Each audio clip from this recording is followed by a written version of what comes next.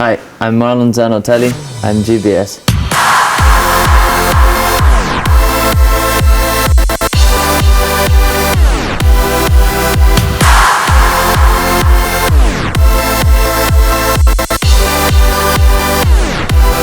Try it.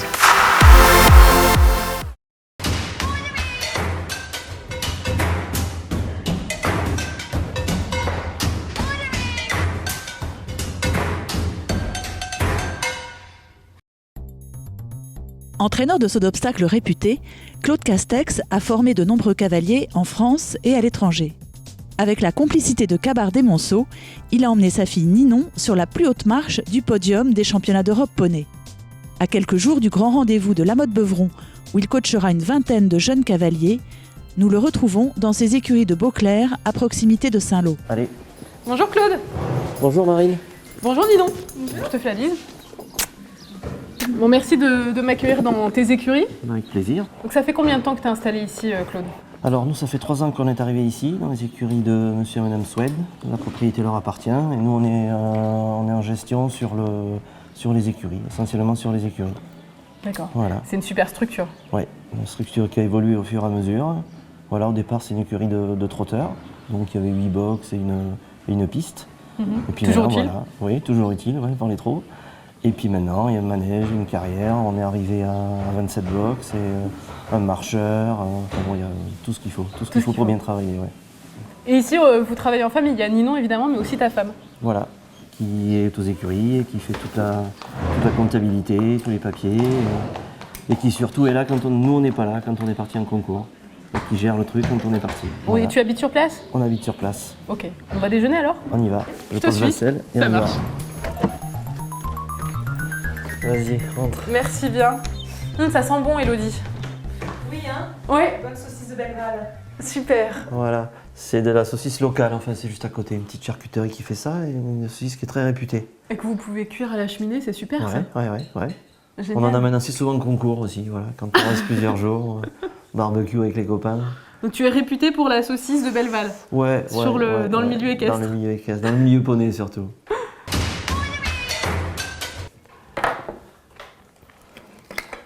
Super. Bon, tant mieux. Je valide. Ouais. Généralement. Je ça vais venir fait son plus effet. souvent au concours poney alors. Ouais. Ouais, il y a une bonne ambiance avec les concours poney. Ça qui aime. Ouais, chevaux, c'est pas pareil.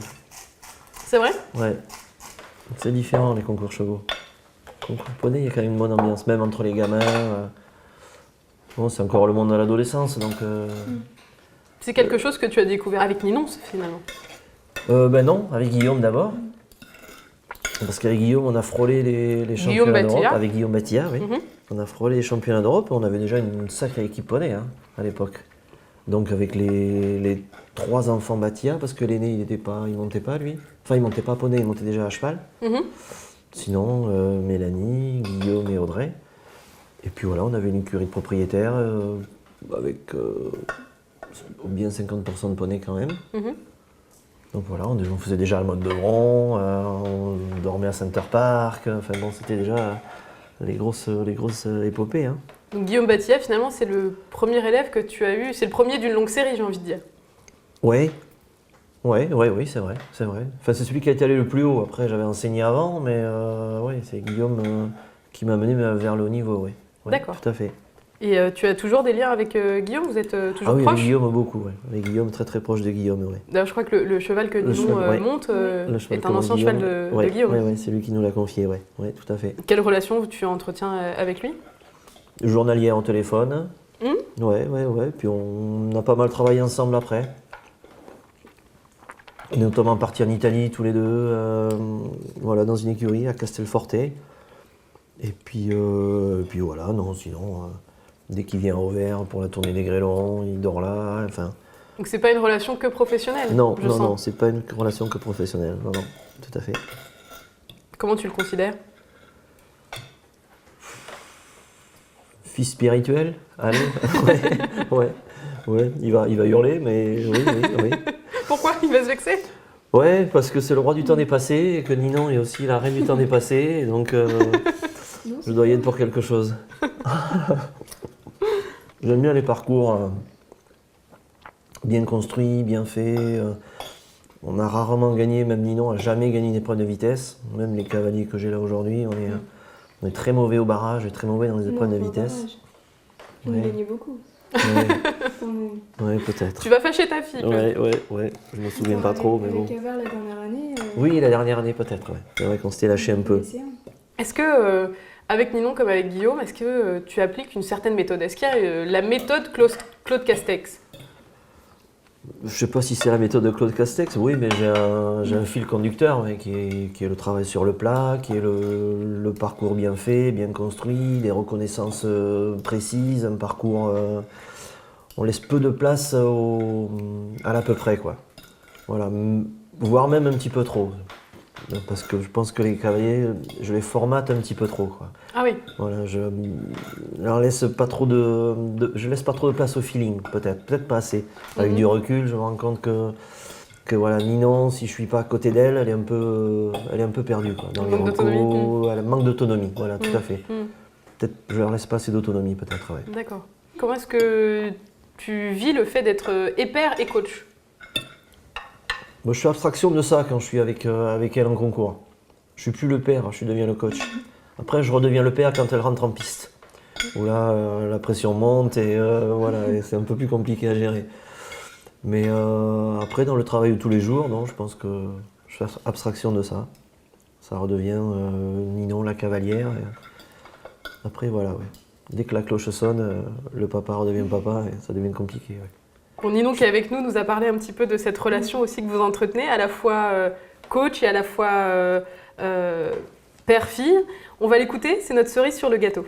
En tant que coach, mon père, il est très à l'écoute de ses cavaliers et il est vraiment toujours là pour nous encadrer, pour nous emmener vers le haut niveau et toujours là pour nous rappeler nos défauts. Il est vraiment très pointilleux là-dessus. Et voilà, il nous fait toujours faire plein d'exercices, tout ça pour améliorer notre technique et tout ça. Et en tant que papa, il est comment, Claude? Il est assez exigeant, que ce soit du point de vue des études ou du cheval, parce que c'est normal, parce que c'est mon père et du coup il veut que j'arrive au mieux. Mais il a toujours été là pour moi, il a toujours tout fait pour moi, donc ça je le remercierai jamais assez pour ça. Et est-ce qu'il a des petits défauts quand même? Des petits défauts, oui, il doit en avoir. Qu'est-ce que je pourrais trouver? Je sais pas tant que ça. En tant que coach, non, pas en tant que coach. Enfin, moi j'en vois pas. En tant que papa, à part son côté exigeant, non, pas vraiment. Est-ce que tu as un petit message pour lui à lui adresser? Je voulais te remercier pour tout ce que tu avais fait pour moi et de m'avoir permis de réaliser mes rêves. Et puis c'est pas encore fini. Super. J'espère que c'est pas fini. C'est gentil en tout cas. Merci ma chérie. Enfin, je suis content, j'ai pas de défaut quand même. Bon, j'en étais déjà persuadé moi-même, mais là maintenant qu'on me confirme. Mais sur le coup, j'ai pas trouvé. Est-ce que ça te plaît particulièrement de coacher le jeune public? Tu as des élèves qui ont entre quel âge et quel âge aujourd'hui?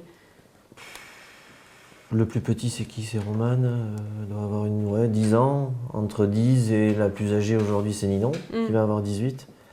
Ouais, j'ai plus d'affinité avec les jeunes qu'avec les plus vieux, ouais. Je sais pas, bon déjà parce que l'envie de leur apprendre quelque chose. Et puis bon, voilà, toujours avec mon idée de c'est plus facile à gérer, à formater, ouais. On va formater, c'est plus facile quand même. Ouais. Ils sont plus à l'écoute déjà, plus respectueux.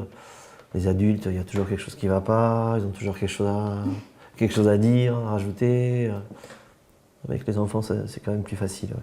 Alors, il y a beaucoup de cavaliers qui font appel à toi pour les entraîner, des parents. Ouais. Mais tu as aussi de très bons poneys qui sont dans tes écuries. Oui. Il y a Cavard et Shamrock. Et Shamrock du Gîte. C'est quand même assez exceptionnel d'avoir deux poneys champions d'Europe dans les mêmes écuries. On a la chance d'avoir les deux seuls poneys français champions d'Europe en individuel aux écuries. Ouais.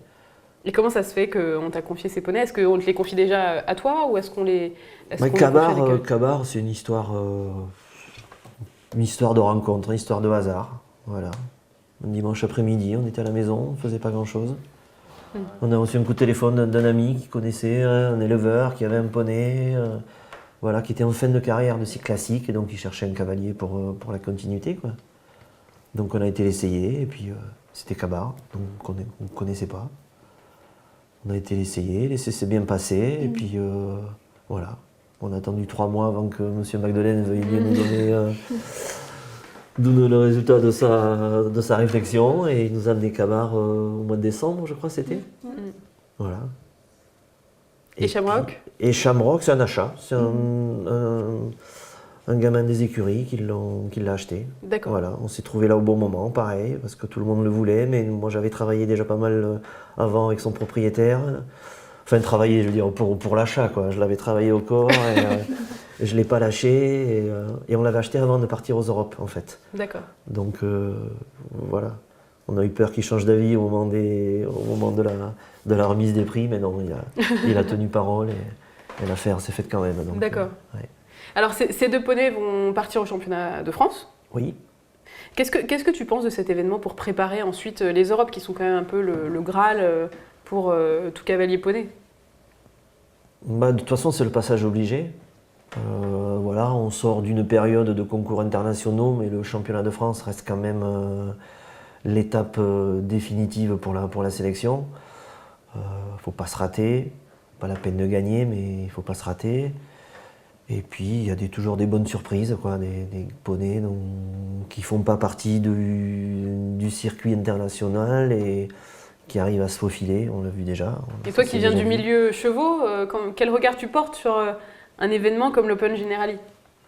Bon, c'est un truc énorme, qui devient trop gros, à mon goût. On en oublie un petit peu le sport. Je trouve qu'il faudrait un petit peu se recentrer sur l'essentiel, qui est de faire de la compétition.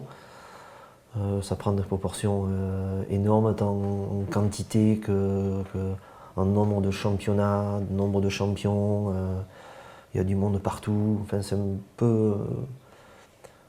un peu trop gros comme événement, moi, je trouve.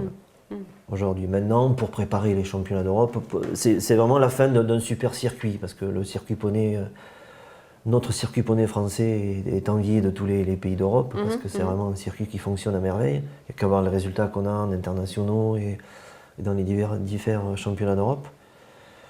Mais voilà, c'est une étape très très importante et il faut être prêt pour faire un bon résultat, quoi.